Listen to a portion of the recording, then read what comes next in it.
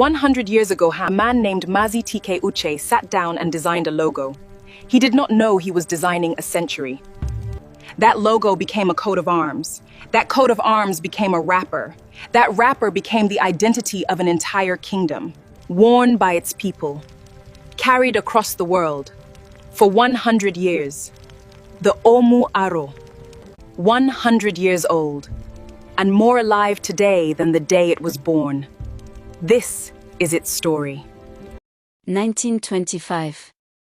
Mazi T K Utchay conceives and designs the Omu Aro logo, the insignia of the Aro-Chukwu kingdom, its coat of arms, its visual declaration to the world. 1940. Mazi S W Okereke takes that approved logo and does something remarkable. He applies it to fabric. He creates the Omu Aro Joji, the cultural dressing attire that every Aro man and woman is proud of, desires, and deserves to own. Two men, 15 years apart. One vision between them. 1925 to 2025. 100 years of the logo. 1940 to 2025. 85 years of the Joji. Aro-Chukwu kingdom. Should not forget these names. And neither should the world. Aro-Chukwu. Aro of God. Not a metaphor.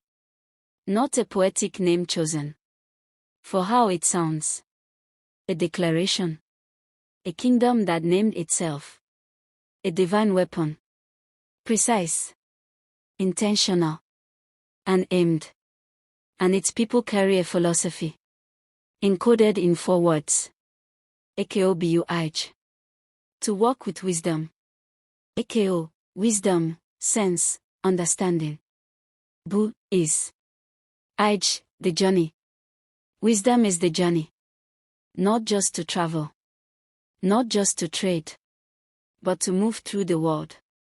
Carrying your understanding with you. Every step. Every direction. Every room you walk into. That philosophy is woven into the cloth. And it has been. For 100 years. The Omu Aro Joji. Exclusive to the Aro-Chukwu kingdom. Not replicated. Not imitated. Not found outside its people. When you see the Omu Aro Joji, you know exactly where the person wearing it comes from, exactly who they are, and exactly what they carry. Woven in the kingdom's colors. The pattern itself holding memory. The visual language of a people who have always known exactly who they are.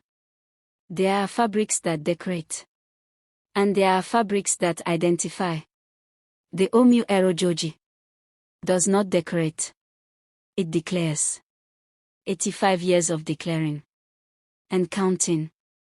But it is what is embroidered onto the Omu Aro that stops people. A full coat of arms. Conceived by one man. In 1925. That has now witnessed a splendid journey of 1 century. At the crown. An eagle. The eagle in Aro symbolism. Watches from the highest point. It sees what others cannot. It moves when others hesitate. Sovereign. Undefeated. At the center. A crowned shield. And inside the shield. A serpent. In ancient African tradition. The serpent is not evil. It is wisdom. It is renewal. The knowledge that sheds what no longer serves it. And continues. 2 doves flanking the shield. Peace through strength.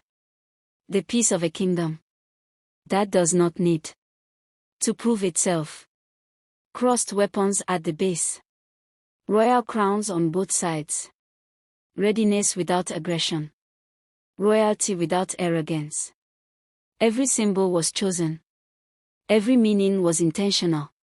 Every element placed with the deliberate hand of a people who knew exactly what they wanted The word to understand. About them.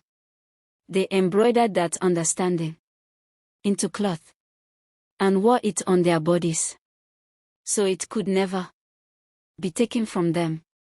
A week ago, the Is Aro, the king of Arochukwu, His Eminence Aro-Chukwu Oji, presented the Omu Aro to the mayor of Florida. Think about what that moment carried.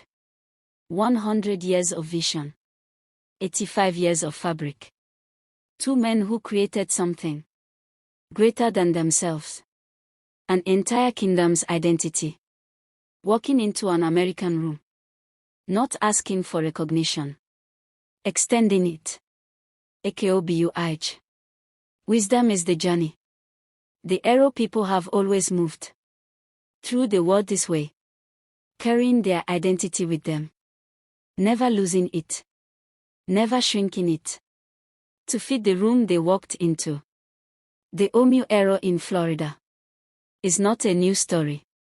It is the oldest Aro story, told in a new room. 100 years later. Still declaring. The Aro-Chukwu kingdom celebrated 100 years of the Omu Aro last year. And what they are celebrating is specific. Royalty, dignity, integrity, ingenuity, and the entrepreneurial spirit of a people who have always known exactly what they are worth. It is a celebration of two great men, Mazi T K Utchay and Mazi S W Okereke, whose creativity became a kingdom century. It is a celebration of culture that does not sit in a museum. Culture that walks, travels, that enters rooms on every continent and introduces itself without apology. This is what survival looks like when it is chosen. Oh, not forced. This one is home. And next episode, we go to the land itself. 79 steps. And the waterfall that people travel across Nigeria just to stand inside. Follow Rechiq AI. Aro-Chukwu is just getting started.